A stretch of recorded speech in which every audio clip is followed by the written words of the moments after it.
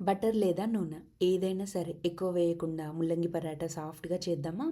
Stuffing కోసం ఒక పెద్ద ముల్లంగి పొట్టు తీసుకొని సన్నగా తురుముకోవాలి. ఒక మూకుడు పెట్టుకొని ఆయిల్ వేసి వేడయ్యాక జీలకర్ర, ఆవాలు వేసి చిటపటలాడేటప్పుడు సన్నగా తరిగిన పచ్చిమిర్చి వేసి వేయించుకొని ముల్లంగి తురుము వేసి కలిపి ఉప్పు, పసుపు వేసి మూత పెట్టకుండా మీడియం ఫ్లేమ్‌లో మధ్య మధ్యలో కలుపుతూ మగ్గించుకోవాలి.